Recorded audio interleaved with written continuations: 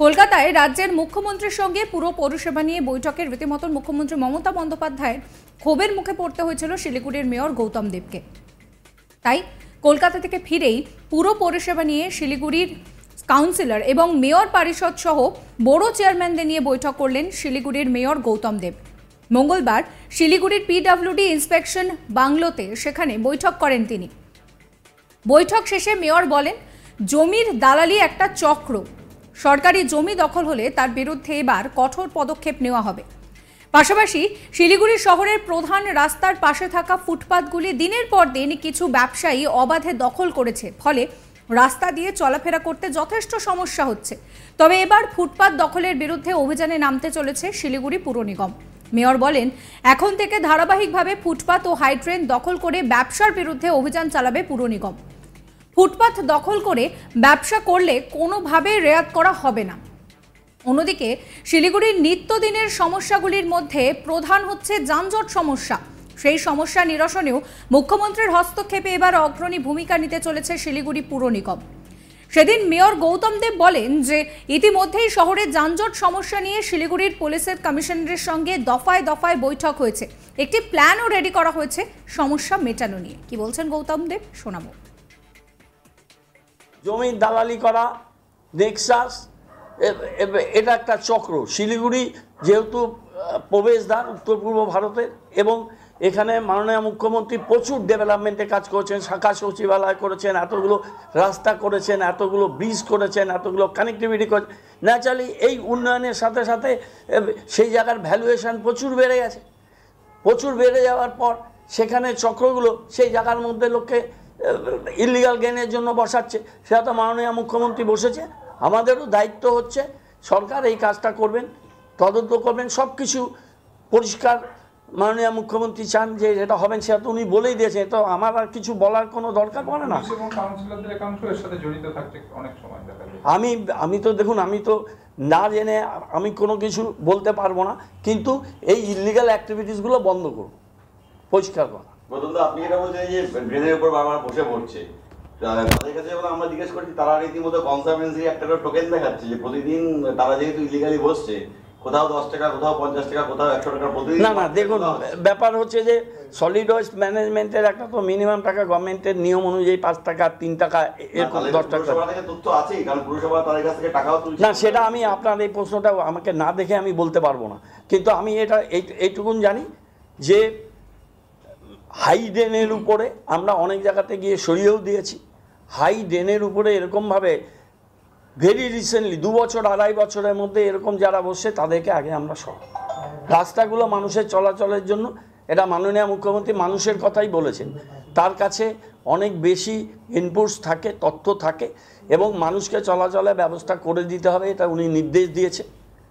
সেটা চোখ বন্ধ করে বসে থাকলে হবে না, এগুলো আমরা করব। কে কোথায় কি করছে আমার দেখার দরকার নেই। শহরটাকে মানুষের বাসযোগ্য করার জন্য যা করার দরকার মাননীয় মুখ্যমন্ত্রী যা বলেছেন তাই করুন। সব ট্রাফিক নিয়ে অনেক মিটিং করেছে, আরও মিটিং করব, নিশ্চয়ই সেটা হবে। এবং মাননীয় মুখ্যমন্ত্রী এই মিটিংয়ের পর যেটা তিনি ওপেন ফোরামে করেছেন, তার দিক নির্দেশিকাগুলো আরও ভালোভাবে যাতে আমরা এক্সপিডাইট করি সেটা দেখা আমাদের কাজ। সেটা আমরা করব যাতে কোয়ালিটি ডেভেলপমেন্ট হয়, সেটাকে আমরা আপ্রাণ প্রচেষ্টা সেটা আমরা করব। আচ্ছা, আপনারা তো একটা জিনিস বলুন, আপনারা আমাদের অনেকে সমালোচনা করেন, সমালোচনা গণতন্ত্রে হওয়া উচিত, প্রেস মিডিয়ারও হওয়া উচিত, কিন্তু আপনারা কি এই 2 বছরে আমাদের ভোটটা কিন্তু এর সঙ্গে যদি আপনি সাথে সাথে ভোটটাকে যুক্ত করেন, ভোটের কেমিস্ট্রি সবসময় কিন্তু এক হয় না। এই ভোটটা কিন্তু অনেকগুলো তার নানান কারণ আছে, কারণ থাকতে পারে। কিন্তু বলুন তো যে পুরসভা কি প্রোঅ্যাক্টিভ রোল নেয়নি? আগে পুরসভা যারা ভোট চালিয়েছে তাদের অ্যাক্টিভিটিস আর এই যে জ্বলন্ত সমস্যাগুলো, অনেক ক্ষেত্রে অপ্রিয় সিদ্ধান্ত নিতে হয়েছে, কিন্তু এই পুরসভা নিয়েছে কি নেয়নি, রেকর্ডগুলো চলুন, আমি কালকে রেকর্ডগুলো দেখিয়ে দেবো আপনাদের। সব তো রেকর্ড আছে, আর আজকাল তো সব আপনাদের ছবিতেই থাকে, সব মোবাইলে ক্যামেরায় সবার কাছে থাকে, আপনাদের আর্কাইভেও থাকে। তো এটা তো নিরপেক্ষভাবে যে কোনো মানুষকে স্বীকার করতে হবে, কিন্তু আমাদের রিসার্চটা আরও অনেক বেশি করতে হবে। শিলিগুড়িতে এত বেশি সংগঠিতভাবে, বিশেষ করে জমি ধরে আমরা তো 2 বছর এসেছি, একটা জিনিস খারাপ হতেও অনেক সময় লাগে। ভালো হতে অনেক সময় লাগে, কিন্তু এগুলো তো আমরা আমাদের উত্তরাধিকার সূত্রে এগুলো আমরা পেয়েছি, সেগুলো এই জঞ্জাল আমাদের সাফাই করতেই হচ্ছে। ট্যাক্স কি কোথাও মানে যেটা কালকে মুখ্যমন্ত্রী বলছিলেন যে কিছু কিছু পুরসভা নিজেদের ইচ্ছা মতো ট্যাক্স বাড়িয়েছে, আমাদের শিলিগুড়ির ক্ষেত্রে কি এমন কোনো জায়গা আছে? শিলিগুড়ির ক্ষেত্রে আমরা ট্যাক্স ছেড়ে দিয়েছি। শিলিগুড়ির ক্ষেত্রে আমরা জলকর টাকা আমরা মুকুব করছি এবং কমার্শিয়াল বিল্ডিংয়ে আমরা 12টা টেনামেন্ট অবধি জলকর 0 করেছি। এবং আমাদের মিউটেশন ফি অশোকবাবু 2% নিতেন সম্পত্তি ভ্যালুয়েশনের উপর, আমরা সেটা কমার্শিয়ালি হচ্ছে 1% আর নন কমার্শিয়াল হচ্ছে 0.5% করছি। 20 টাকা পর্যন্ত যাদের ট্যাক্স ছিল তাদের আমরা 1 টাকা প্রতীকী ট্যাক্স নিচ্ছি। এইভাবে আমরা সমস্ত জায়গায় ট্যাক্সের ওয়াইডনেসটা বাড়িয়েছি, আরও বেশি মানুষকে ট্যাক্সের সাথে যুক্ত করেছি, কিন্তু আমরা যেখানে যেখানে ট্যাক্স কমানো দরকার সেখানে সেখানে ট্যাক্স করছি। নতুন ট্যাক্স তো আমরা কোনো জায়গায় ধার্য করিনি, কিন্তু আমরা ওন সোর্সে আমাদের ইনকাম আমরা ট্যাক্স কমিয়ে আমাদের ইনকাম 50% বাড়িয়েছি। আগে যেটা 39 কোটি টাকা অশোকবাবু আদায় করতেন সেটা আমরা 60-61 কোটি টাকা আদায়।